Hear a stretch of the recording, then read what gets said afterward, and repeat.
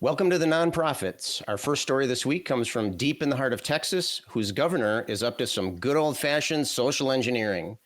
Jason Friedman, tell us about what's going on down there. Well, Greg Abbott is actively campaigning against state GOP candidates and incumbents who oppose his plan for a statewide school voucher program that would give taxpayer funds to private schools. Abbott has said parents should support the program so that their kids aren't educated by, quote, LGBTQ plus teachers. These voucher bills have repeatedly failed to pass into law because of Republican legislators who oppose the plan. These programs claim to promote parental rights by giving families financial support to send their children to private schools. Critics say such programs defund public schools and benefit wealthier families whose children already attend private schools. This story is from LGBTQ Nation by Daniel Villarreal, and it was on May 24th, 2024. All right, Jason, I know that this is a subject that's very dear to your heart. Do you think this is a legitimate push by Governor Abbott? Is he really looking out for the well-being of Texans, or do you think that there's maybe an ulterior motive here? Well, I mean, I live here in Texas, and this is just typical. It's unsurprising behavior by this guy and, his people. They use these conservative talking points to communicate to each other more or less in plain sight while pulling a grift. Abbott and his, quote, Christianity, whatever the hell that is. He knows that this rhetoric will more or less line his pockets and ultimately benefit himself, his coworkers, his buddies, his cohorts, in a multitude of ways. He and the people around him, they take advantage of their power, by dictating the social discourse while utilizing like pre-existing cultural narratives, culturally acceptable beliefs. They recognize the shortcomings of their voter base, and they capitalize on their blind adherence to anything labeled as, quote, Christian, traditional, conservative. We know all the buzzwords. So it's all about the labels. Is that what you're saying? It's all about the pushing. It's not about the content. It's not. It's just about make it happen, Captain, and then move on, right? Well, you're just building and reinforcing the brand. You're just finding, and plus it's a cover. I mean, he's just giving money to people who are going to vote for him. Your kids are already in private school. You already got money. Here's a little bit more. Oh, it's, and then he can throw a little anti-queer rhetoric in there, hate on, all of us don't beautiful want to pass people. Up an opportunity like that, right? Well, all that's just a little fish hook, a little bit of bait. You're sitting out that, that line. You've got 10, 20 hooks on it. So yeah, of course you're going to throw that out there. Yeah, this guy don't want to be around them gay teachers. It's like, oh, okay, dude, probably stop watching movies, or listening to any music. What about Mick Jagger and David Bowie? I mean, come on, guys. Right. So the whole thing's ridiculous. I always thought that normal people were not supposed to be able to hear dog whistles. But to me, these dog whistles are coming through loud and clear. It sounds like. Cindy, let's jump over to you. What effects do you think, if any, is this going to have on the educational system in Texas? Well, it's funny because I was here 2 weeks ago. We talked about education in Texas already. And here we go again. The same cause leads to the same effects. There's been a consistent attack of the public education system by the Republicans since pretty much Reagan. And this is just another step. The state of Texas ranks second to last nationwide in the percentage of residents with at least a high school diploma. And to me, this is a typical example of shooting yourself in the foot. How the far-right movements throughout the world manage to trick people into voting against their own interests is fascinating to me on a psychological level. On a more human level, it's there's this idea that refusing to have your teachers being LGBTQ based on parental rights seems to me like the fetus personhood problem. It's just a made-up excuse to divert the discussion of a very, very important topic and not talk about what's really happening. So I think it's slowly degrading, if it's even possible, the Texas education system, public education system, and it's. So do you I think don't know. do you think that's a feature, or you think that's a bug? I mean, is that is that part of that ulterior motive that we were talking about, is to tank the educational system, and also, you know, take some parting shots at you know, people you don't like? Is that kind of how you see it? Yeah, because it's much easier to control an uneducated population than an educated one. So if you look at the positions of the Republicans since Reagan, the actual positions on policies, they are almost inexistent right now. There is no single policy on any subject. It's just culture war and fear and anger and disgust, and that's much easier to trigger on uneducated people. And so the only way to achieve that is to make sure the people stay uneducated. You mentioned fear in there, and Kara, I know that you had something to say about that. Do you think we know that fear mongering is a fairly common tactic among conservatives? Is that kind of what you think is happening here? Oh, absolutely. I mean, it doesn't even, the argument doesn't make sense. Like that one statement that Jason read where it said, Abbott has said parents should support the program so that their kids aren't educated by LGBTQ plus teachers. I mean, that kind of says it all right there. We can't have that. We can't right? have that. Yes. And it smacks of this social contagion idea that, you know, if your children meet queer people, they're going to catch it. And wouldn't that be terrible? And it's just silly. It's unrelated to whether your kids are getting a good education or not. It's simply whipping people up into a frenzy about, oh no, the gays are in school. We've got to escape from that. And it's absurd. It's a cover. And I think that it's just nonsensical. We're not protecting kids. What are we protecting kids from? You know, meeting people.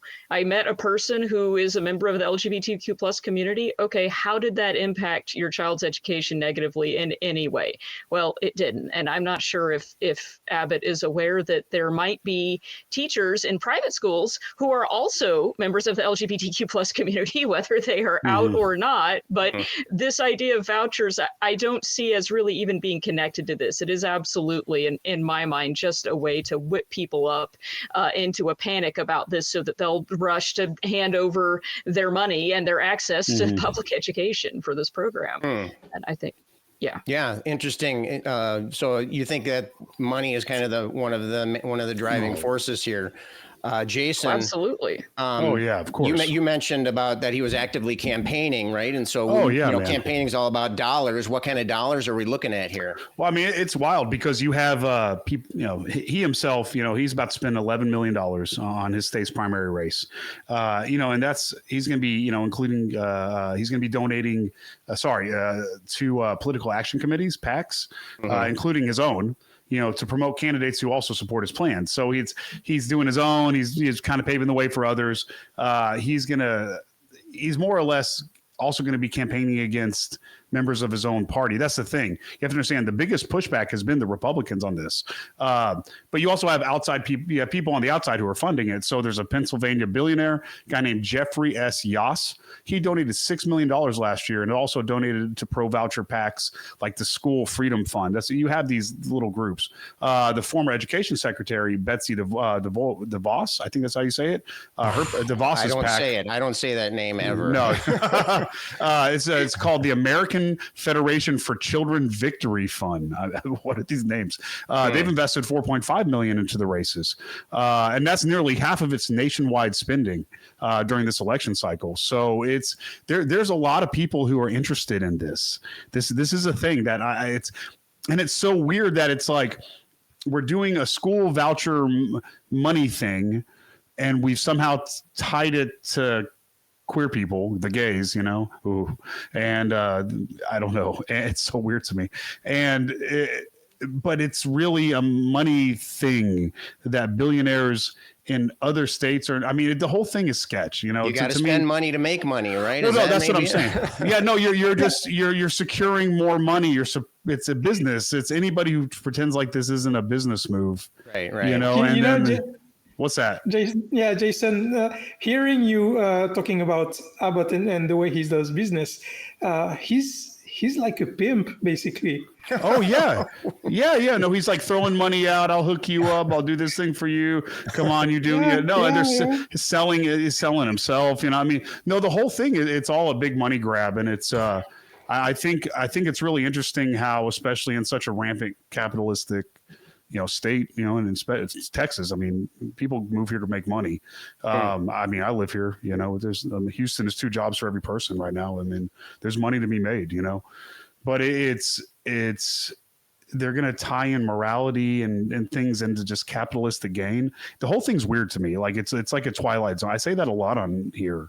It's that's kind of terrifying, actually, that would come up so often. Yeah, it's I'm watching this happen, and it's just like, what the fuck, man? Like, what, you don't want queer people, so that way I'm going to fund rich voters I'm going to give them an extra $10,000 thing, even though they're not the ones who need it, but I'm going to give it to them already. And they're going to vote for me, and they're going to get their buddies to donate to my campaign. And then that money is going to go somewhere, and we're all doing these things for each other. And I'm going to get my buddy, a job, and he's going to get him a job. And I mean, that's all it is. I mean, in my industry, that's industry I'm in right now. That's how everybody has the same certs and licenses, but I know this guy, give him a job. All right, cool. You like him? Yeah, I like him. All right, cool. I mean, there's no interviews. You just show up and start working. I mean, that's just how the world is. And there's a lot of money in that. Let's step back for a little bit and look a little bit more big picture here. According to the article's author, I'm going to read a quote here. Abbott's rhetoric is part of a larger goal of voucher advocates, encouraging parents to file lawsuits accusing public schools of violating their rights by teaching students about racial and LGBTQ plus issues. These lawsuits could eventually secure a U.S. Supreme Court victory that would redirect billions of taxpayer funds from public schools to religious homeschools, private schools, and charter schools. So we've seen this kind of baiting technique, right? Let's encourage people to file lawsuits, so that way, hopefully, we can get one to go to the Supreme Court. And now we have a conservative-friendly Supreme Court right now. We saw this technique used very effectively in overturning Roe v. Wade. I'm going to ask this to the general panel. Maybe we'll start with Kara first. Do you think this is going to be effective? Do you think that we're heading down the same path with school vouchers as we did with Roe v. Wade? Well, I think that this is something. I'm also from Texas, and we've been seeing this voucher issue come up for years and years and years. When I was in school, this was an argument that people were having, and, we started having the charter schools, and it hasn't really gotten a lot of traction over time. I would like to think that it's not going to. I would have liked to think that Roe v. Wade wasn't going to be overturned too, though. So I understand the comparison you're making. It is a concern, certainly. But with the school vouchers, I think it is so obviously a money grab that even a lot of the other Republicans, as Jason was saying, are kind of wise to what's going on here and have been voting against it too, because public schools are notoriously underfunded, and this is on its face a bill that is asking people to take money out of public schools and allow parents to put it instead into private schools, which are already being privately funded.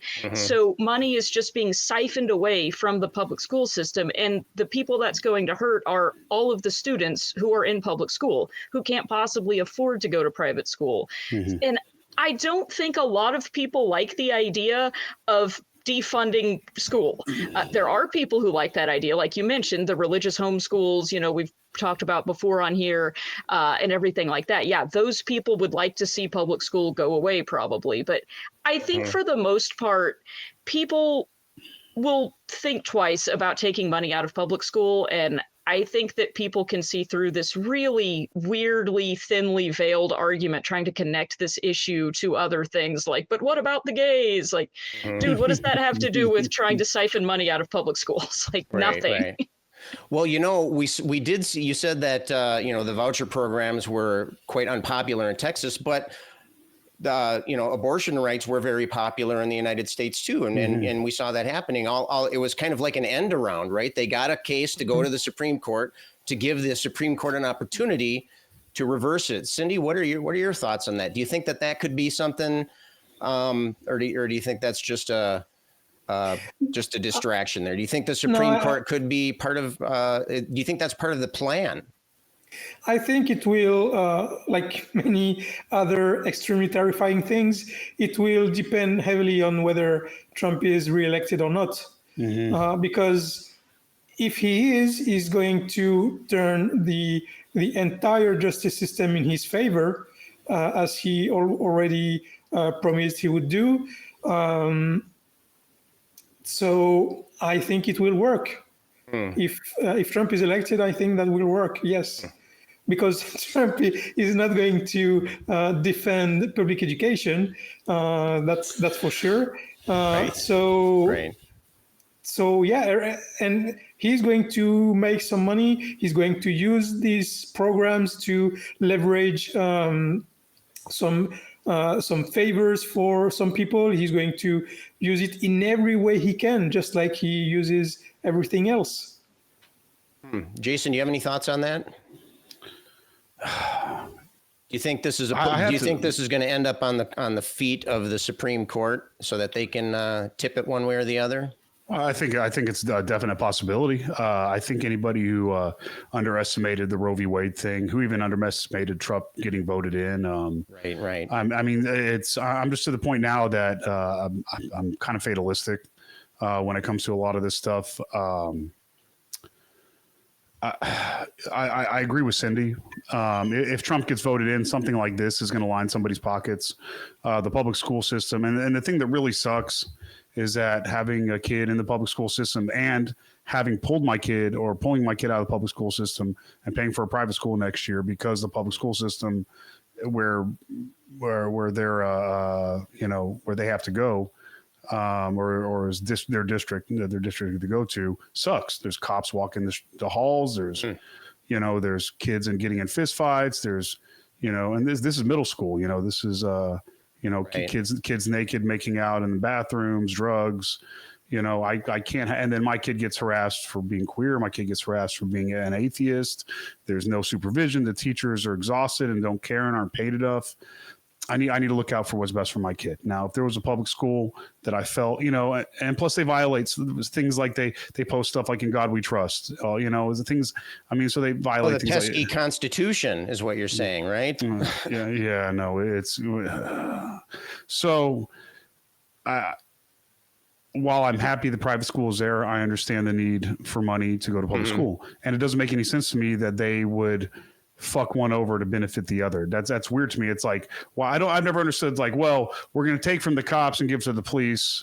Give to the fire department, but we're going to take from the fire. The two things don't make any sense to me. Why does one have to the other? And it doesn't. It's again fucking Twilight Zone shit. So yeah, I don't understand. I think we have such I think both Cindy and Kara said it.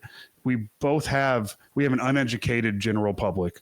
The masses are uneducated in ways that they need to be educated in order to employ skepticism. And the communities they're in do not require skepticism and critical thinking. So they're stuck with black and white fucking thinking, so it's, I don't know. I just think something like this is going to be a thing that's so vague and so random that nobody fucking thinks about.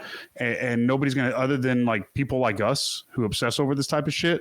And no person outside of nerds like us are going to care.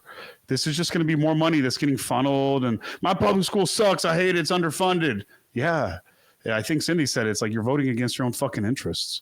I say that shit all the time. It irritates the shit out of me, man. That's I don't know. That's kind of how I feel about it. It's going to be a thing that just kind of like dust in the wind. It's just going to kind of pass over. It's going to happen, and people are what? So you think the money's going to exchange hands, and then it will be gone? Do you think that this is not in any way a legitimate campaign issue or anything? It's not. No, it's a huge to- issue. It's a huge issue, but people are just going to be like whatever about it. No one cares. No one's going to care. Literally, it's just going to be one of those millions of things because it's not terrorism and it's not the war in Israel and it's not all this shit. No one's going to pay enough attention to raise enough of a stink about it. That's the thing that's going to happen. Like every fucking thing that happens, like the most important things that we could have won in Texas. We didn't. Beto didn't lose to Abbott by much last time, but none of the fucking liberal voters or the left-wing voters showed up. Literally nobody fucking showed up. People are like, oh, there's no chance. Dude, if like 800,000 more people showed up, which is fucking nobody, Abbott would be gone. It's not that difficult. And this is like a upper middle class, liberal class. The liberal class mainly we have here is middle and upper middle class. And they have, people who actually have vehicles and access and live. Right. It blows my fucking mind. So I don't know. Maybe I'm just fatalistic about it. But yes, they're just another quick way to get another quick money here and a guy here and a vote here. I don't know. They're fucking smart. They're playing the long game. That's one thing I'm going to give the Republicans. These motherfuckers play the long game and they do it right and they capitalize on some. Okay, so I want to ask something about that. Then you think that they're playing the long game. So I'm going to jump back to Kara real quick here. So do you think there's a reason that this is happening in Texas today? Years ago, I was a public school high school teacher, and we would always be concerned about what's Texas doing, because Texas is the largest single purchaser of textbooks, because Texas apparently does it all as one big state. Other large states kind of break it up, and so publishers will tailor their content to what's happening in Texas. Do you think that there's a reason that this is happening in Texas, or do you think Texas just happened to be primed for this type of politics? Oh, I think it's both. I think there's a lot of reasons that go into it. Yes. And to your point, because Texas is so dominant in the market for the school textbooks and everything like that, a lot of these fights do play out in Texas, because whichever direction Texas goes with, textbooks or decisions, a lot of other states are going to follow. So yes, it makes sense that this is one of the places where this fight is happening. I think also it's just a product of the general political situation right now. There's kind of a race to the bottom going on between a lot of states for who can appeal the most to the most extreme portions of their base that are the most energized right now. And anything that you can couch in terms of anti-LGBTQ stuff, you can play that game with that. And so I think they're trying to get this issue to kind of ride along with some of those other things they're trying to push through, which, to Cindy's point, they're asking people to vote against their own interests. So the only way you can do that is to make them think or make them be afraid that if I don't vote for this, I'll be harmed in some other strange and terrifying way that doesn't really make any sense, but I've, become alarmed about it now because of the language you used and I don't understand it. And I think that's what they're doing here. So yes to all of those things, and it's the kind of argument that happens in Texas all the time. They're just trotting it out again, trying it again, over and over again until they get what they want, I think. Right. Cindy, I want to give you a chance to, if you have any more comments to throw in here. I do have one kind of final statement that I want to make, but I'll give you, Cindy, a chance to talk before we do that. I wanted to point out how in everything we just spoke about, the underlying problem is capitalism. In the corruption, in the selection of the books for Texas, because there's the one who pay the most.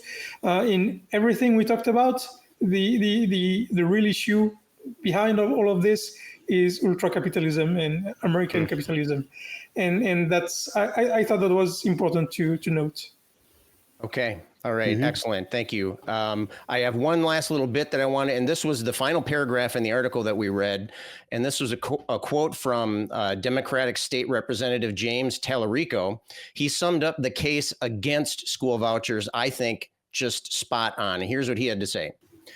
Vouchers are not school choice. In fact, it's the school's choice, because private schools can deny admission to any kid for any reason they want, because of academics, because of behavior, because your parents don't make enough money, or because you're not the right cultural fit. Second, vouchers are not educational freedom. Private schools don't have to provide special education services. They don't have to provide transportation. And the voucher doesn't even cover the full cost of tuition in most private schools. Last, but certainly not least, vouchers are not parental rights. In fact, parents give up rights when they go to a private school. Unlike public school boards, there's no accountability, no transparency, no democracy. I say all this because they can put as much lipstick on this pig as they want, but at the end of the day, it's still a pig. And on that note, I want to thank everyone for watching. If you want to see more of what we're doing here today, you can like or subscribe below, or maybe become a member, or you can click one of these links.